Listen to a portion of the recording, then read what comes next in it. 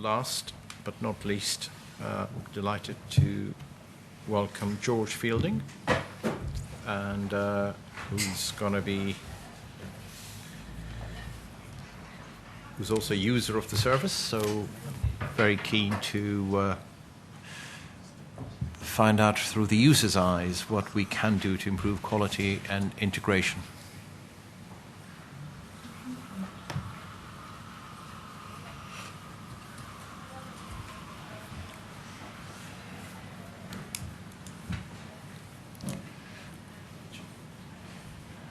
Thank you for coming, George.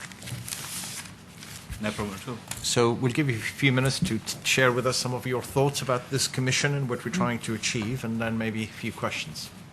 Well, I guess the central message, I should say that I'm the whizz-kidz chairman, the chairman of the ambassadors board at whizz-kidz. So in total there are approximately 1,300 ambassadors around the country.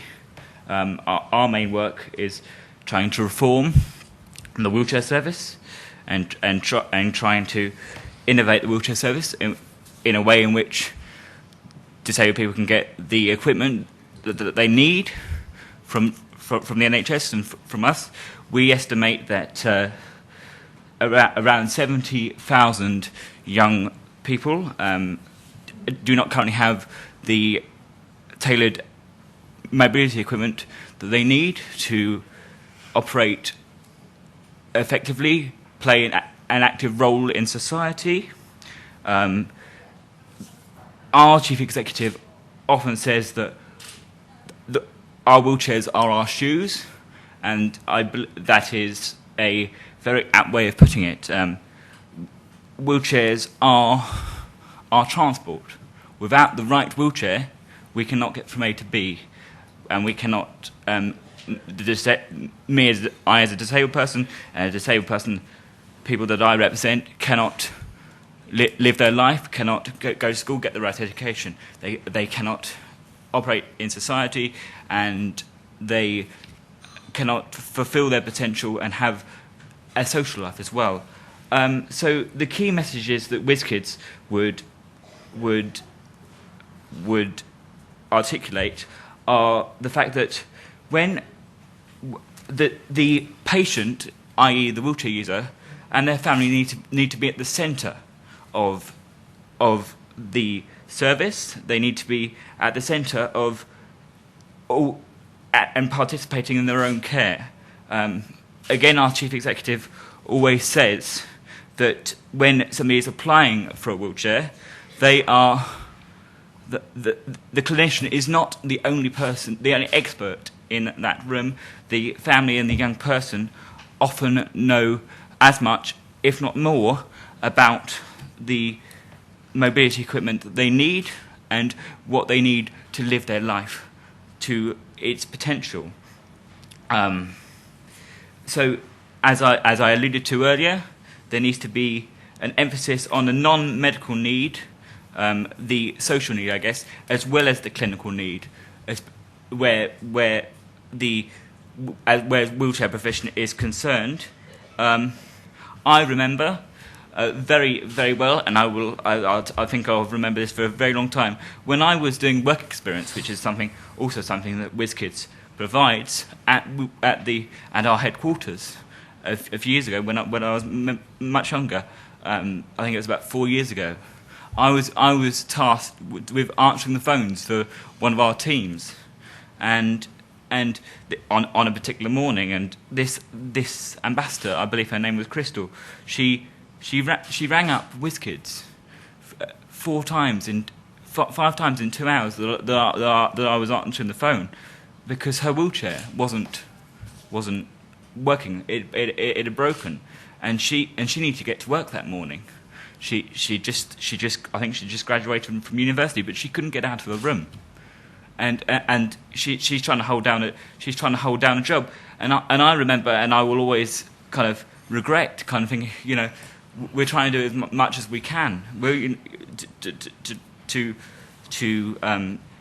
meet your needs. But now I look back, and I'm a university student at Royal Holloway, and if my wheelchair's broke, I can't get to the library, I can't get to lectures. So a wheelchair is something you do really need to be able to live your life and operate like anybody else. And we believe that disabled people can do that, and there's nothing really holding us back if we have the right equipment, if we have the right training, and somebody like whizz-kidz, something like the NHS is there to provide that and support the family and the young person. So this is why whizz-kidz introduced an innovative scheme called A Child in a Chair in a Day, just to basically speed up the process. And I guess it does exactly what it says on the tin. We try and we succeed in many cases in kind of assessing that person for a wheelchair, and giving them a wheelchair on the same day as they are assessed. So that kind of shows that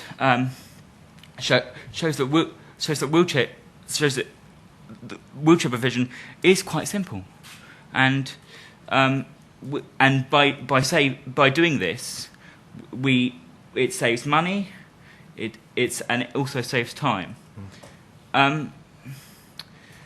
So that would lead me on to say also that whizz-kidz have also embraced technology. Recently, I think it was last year, we launched I think we actually launched it at the NHS Expo in February 2000. In February, we launched the whizz-kidz app, which allows a young person and their families to basically to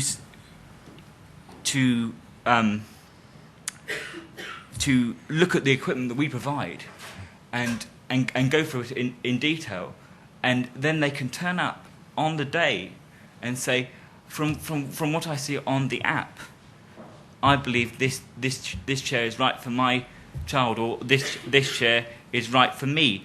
It also teaches the family and the young person about how to measure themselves, so that we have the measurements ready, right, for when they are assessed, which again saves money and saves time. So I would say one of the things whizz-kidz does suggest is that the NHS would benefit greatly from embracing new technologies. Our clinicians now fill out all of the forms on tablets.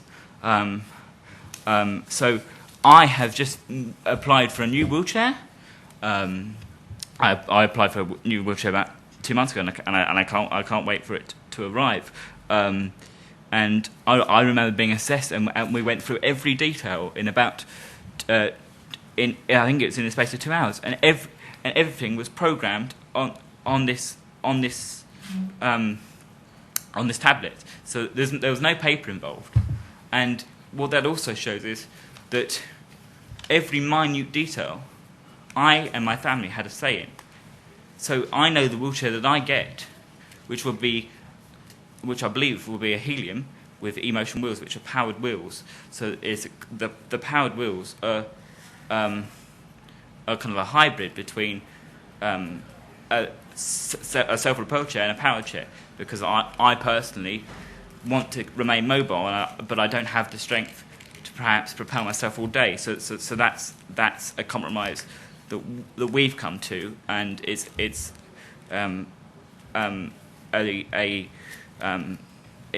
I have used e-motion wheels for about 2 years, and I can say that they transformed my life, and they transformed my family's life.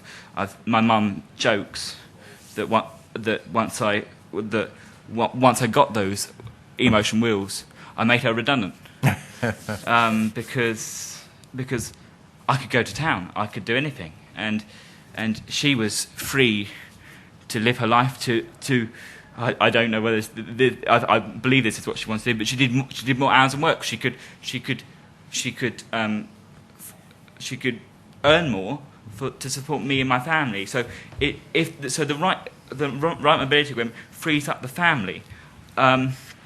So that's fantastic. And through all of this, this is where London comes in, particularly with what whizz-kidz does.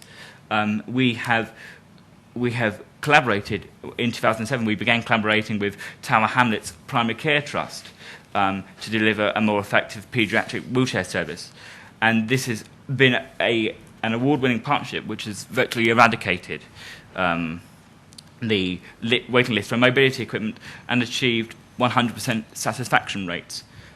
So we're very proud of what we've done at Tower Hamlets, and we believe it shows that what we do can be achieved, and perhaps what we do with regard to wheelchair services should be adopted and learnt from.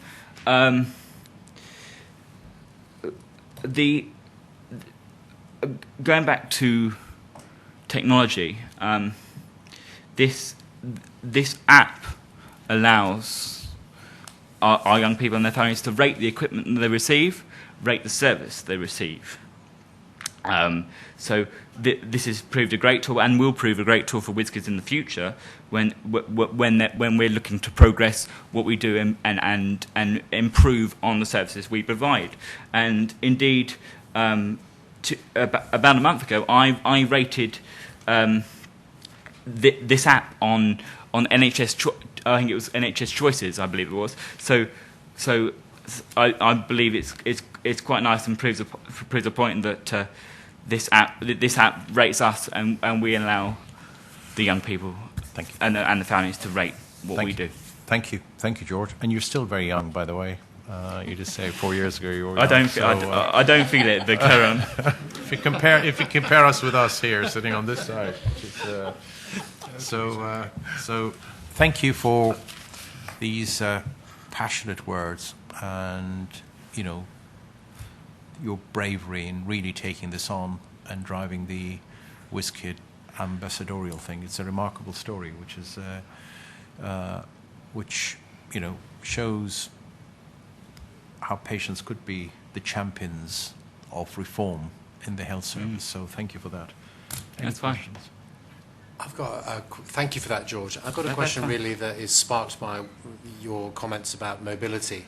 There's obviously a lot that the rest of London could learn from Tower Hamlets, from what you were saying, and in its collaboration with whizz-kidz on provision of wheelchairs. But there's a wider set of issues around mobility in London. And whereas the mayor is not responsible for the health service, he is responsible for transport. I just wondered if you had any comments on things that the Commission could say about how London could be made a more disability-friendly city, because my sense is that it feels as though there's a long way we could still go. With regard to transport, the Ambassador Network and the board that I chair specifically have worked very closely with TfL, and we have worked, and that was in the run-up to the London Olympics. So we helped Transport for London in auditing the services. We spent a very fun, very busy, very packed 48.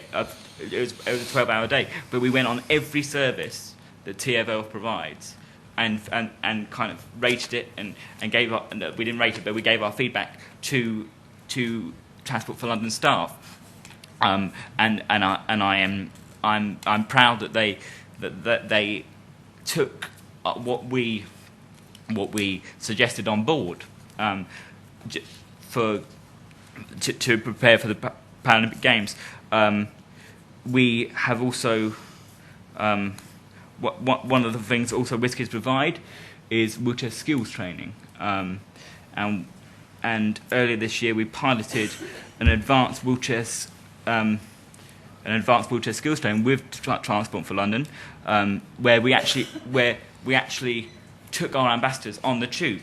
We went from North Greenwich to Canary Wharf. It was one stop, but we took 10 ambassadors on the tube, the staff were there all the way through, and so that they actually learned how we'd operate, how we go about getting on a train, getting on a tube, and so forth.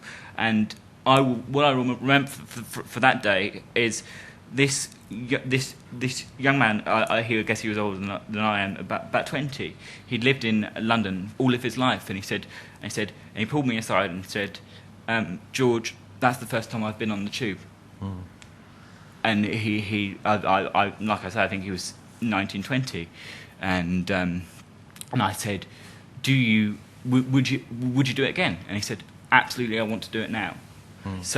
So what I would so basically what I that will stick with me for a long time, because we, in that kind of 4-hour session, we gave him the confidence that he could do it and get around his home city. So I would say all it really needs is exposure, and all it really needs is people to be able to access and trial and error and be able to access transport more freely. But there's also issues perhaps around signage and around customer service. We would highly endorse staff members getting disability awareness training to help them and make them feel more confident when actually assisting a disabled customer, because it can't be easy.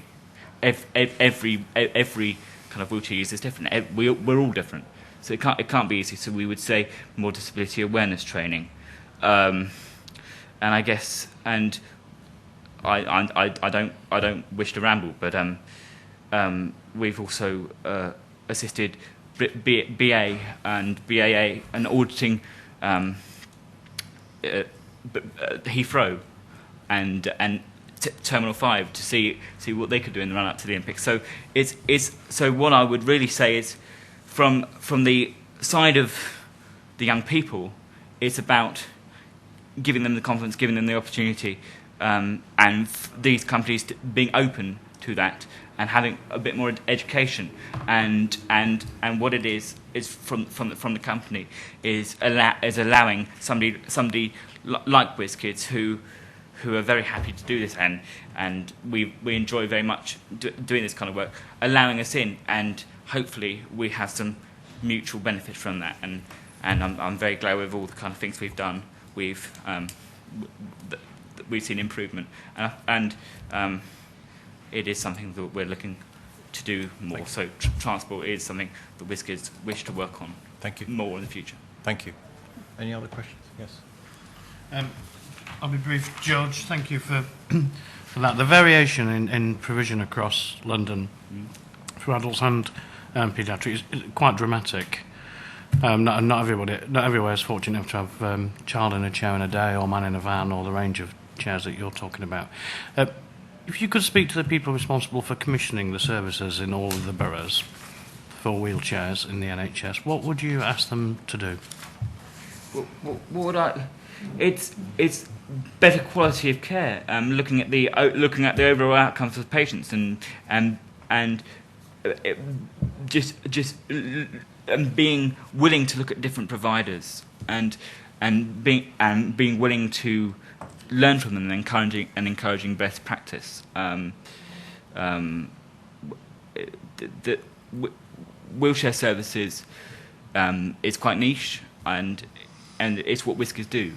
We do it 5 days a week, 7 days a week, and so there are experts in each particular field, and there is a lot you can learn from everybody, including whizz-kidz.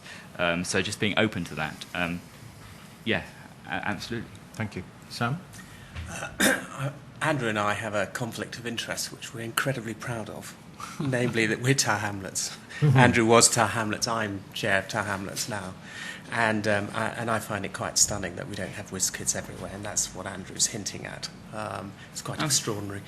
I suppose, taking his question on, I think the question we have to ask ourselves is who is commissioning the wheelchairs, because that has to be the problem, and how we deal with it. But the other thing I wanted to take on, I talked the other day at the meeting we had about education has come on leaps and bounds in London. and then almost the new saying should be health, health, health. But I think there's something more here. As George was speaking, I was thinking about, and I'm coming rapidly to my question. I live in Tower Hamlets, and I went not to the Olympics, the Paralympics. I went to the starting, closing ceremony, lots of things. I was incredibly inspired by that, far more than the Olympics. And I suppose my question is actually, the question we need to take back to Boris is, what's his legacy? And how can we tie that in with whizz-kidz? You know, I'm not sure I've got the right words on this, but actually, should we be the wheelchair capital of the world? What is it? What is it? What is it that we should be? That actually we go back to Boris and say, Boris, fantastic Olympics, fantastic Paralympics, most importantly, and actually, what's the legacy? The legacy of the Paralympics, as whizz-kidz would say, as is highlighted in our report, Generation Inspired, which was launched last year. That was a parliamentary report that was launched, and I think the MP, Greg Mulholland, the MP for Leeds North West, helped us launch that. But what that says is, and what I would repeat over and over again, is we must have a legacy that transcends sport. We must have a legacy which looks at the potential of young disabled people. We want young disabled people to feel able, feel confident, and aspire to be doctors, lawyers, politicians, sportsmen. We just want representation across the board, so to speak, and that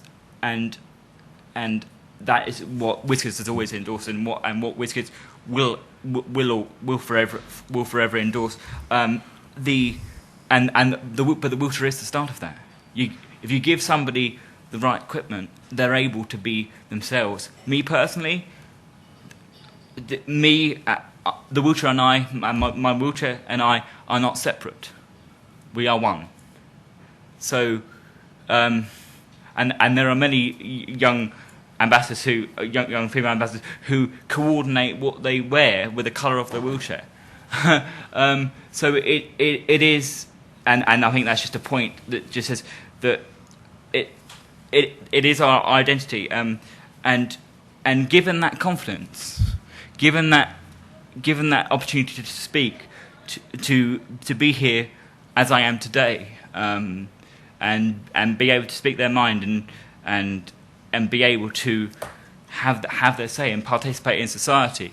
I believe, and whizz-kidz believes, that disabled people will have much greater representation across the board. As I said, whizz-kidz, and this is just a small anecdote. One of the first board meetings that I was a part of, we had to select our role model. We had an award ceremony. And one of the awards was kind of Disabled Person of the Year, kind of our role model in a sense. And I sat around at this table with 12 of our ambassadors, most articulate, confident, and capable ambassadors, and we couldn't think of one disabled person who was in the media who wasn't a sportsman. And I'll say it because I'm speaking for myself. That disturbed me, if I'm honest, and I was slightly dejected by that, because if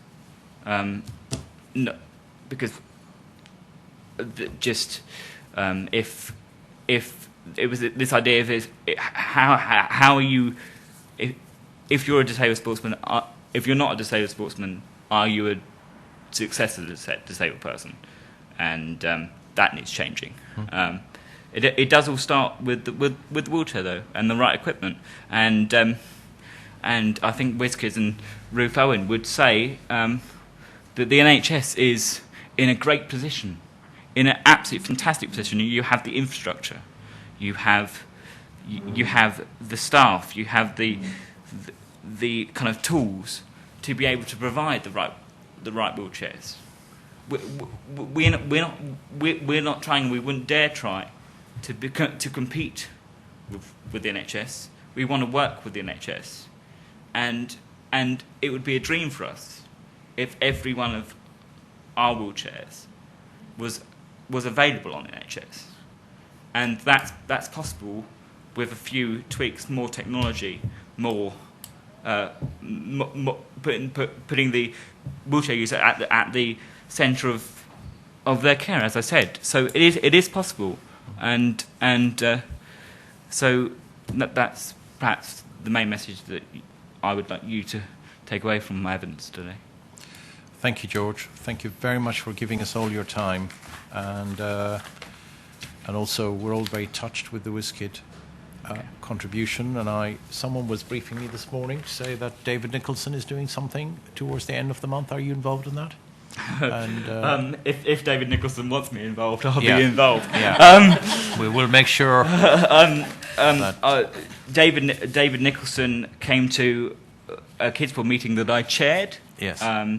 In July in Leeds. We went up to Leeds, and we have 4 meetings a year, and we had a very productive, very, very honest, very refreshing 2-hour meeting with him.